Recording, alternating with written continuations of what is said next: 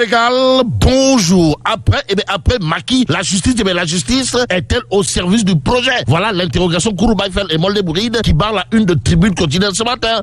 Le journal du groupe des médias, en tout cas, d'expliquer combattu et traîné dans la boue hier. Le même procureur de la République emprisonne pour proche la porte du Bourroc. Bon, comme la justice a toujours été une arme pour le parti au pouvoir. Explique ou tente d'expliquer Tribune quotidienne avant de souligner les risques d'un gouvernement des juges. Et ce que juge important, Vox Populi, c'est d'évoquer l'affaire Bah-Diakhaté. Et là, retenons en tout cas d'après le journal Vox Populi que l'APR parle de dictature en gestation tout en exigeant Raking Tak Taf Taf et Johnny sa libération. Et c'est en toute liberté dans Vox Populi qu'on peut lire les apéristes dénoncent une arrestation arbitraire des dérives liberticides des nouvelles autorités qualifiées de fossoyeurs des libertés et de la démocratie. Oui. Bon, arrestation de Bah-Diakhaté. Quand tu nous tiens, et c'est le point actuel qui tient à révéler que l'APR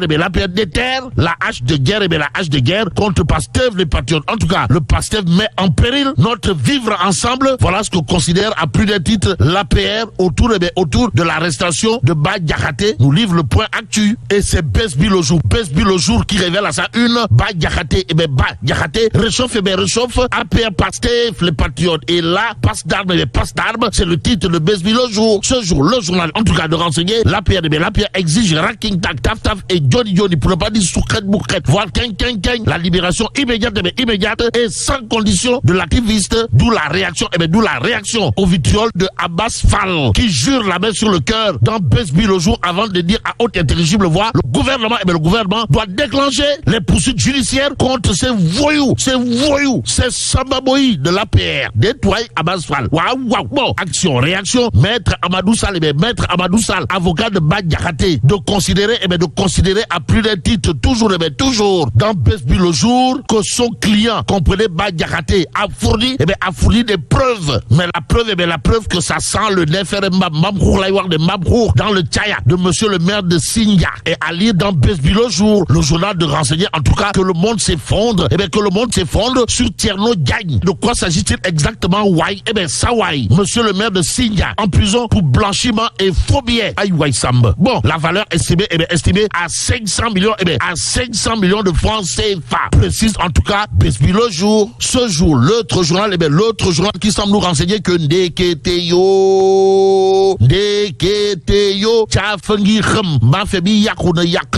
pour monsieur le maire de Singa. C'est libération quotidienne. En tout cas, cueilli par les gendarmes suite à un ordre de conduite. Tierno Diagne, maire de Singa, écroué, informe en tout cas Libération. Le journal a ajouté que l'homme a été écroué pour escroquerie, blanchiment de capitaux, faux et usage de faux. Bref, il a été rattrapé par 4 dossiers.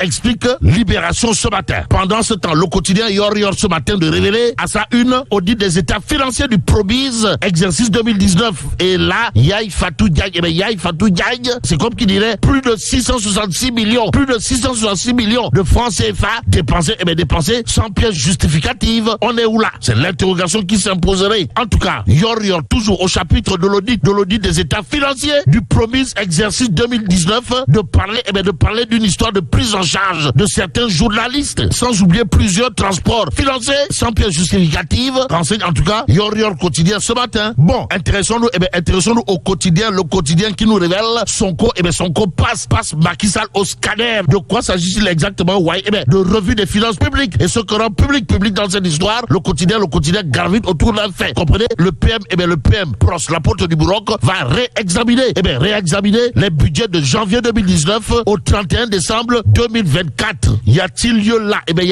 là de dire Euskei ou Tchei? Bon, Vox Populi pour ça part d'afficher reddition des comptes et révision de contrats miniers, pétroliers et halieutiques. L'État veut le réexamen de certaines conventions dans les secteurs miniers, pétroliers, halieutiques et médiatiques. Astafourla, halieutique point barre. D'où le titre qui barre la une de enquête quotidienne. À savoir, patrimoine foncier et bâti, l'État veut tout reprendre. Bon, le régime vise le patrimoine foncier et bâti de l'État. Cédé à des privés, dans des conditions irrégulières de chez irréguliers. D'où le réexamen de certaines conventions dans les secteurs miniers, pétroliers, halieutiques et médiatiques.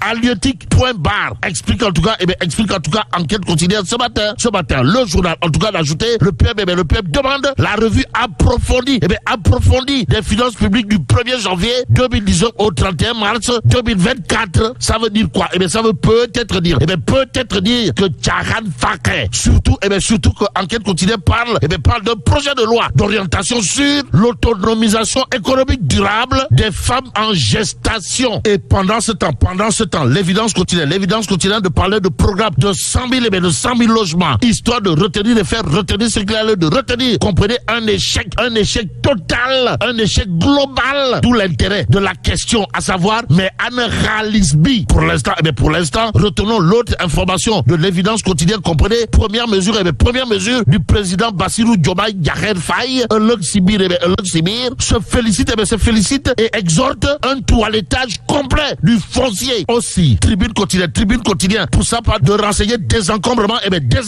de Dakar, un autre grand chantier pour le nouveau pouvoir. Bon, déguerpissement sans suivi nécessaire, un éternel recommencement. Explique en tout cas tribune qui renseigne la capitale à l'image d'un grand bazar. Bon, évitez de bazarder l'information. Voilà ce que fait le peuple quotidien pour terminer. Le journal de parler de prise en charge de la dialyse. Pourquoi faire? Pour nous dire, le président des insuffisants rénaux met à nu la mafia. De quoi s'agit-il? D'une véritable mafia relevée par le président des insuffisants rénaux. Dans une interview exclusive, l'homme, comprenait le président du mouvement national des dialysés du Sénégal, a mis à nu la véritable mafia qui vampirise la prise en charge de la dialyse. Cissé Sarr a dévoilé le business qui se cache derrière le traitement des insuffisants rénaux. Explique en tout cas le peuple quotidien ce matin. On peut également lire, or les générateurs sont disponibles, mais les malades sont laissés à eux-mêmes par certains professeurs spécialisés en néphrologie. Au nom de qui ou de quoi? Quoi qu'il en soit, Cissé Sarr, président du mouvement national des dialysés du Sénégal, qui met à nu la véritable mafia dans la prise en charge de la dialyse, n'a omis aucun détail pour fustiger ces pratiques qui montrent que la prise en charge de la dialyse est entourée d'un voile noir comme le diable, sommes-nous tentés de dire. Et là, bon, que Dieu préserve le Sénégal.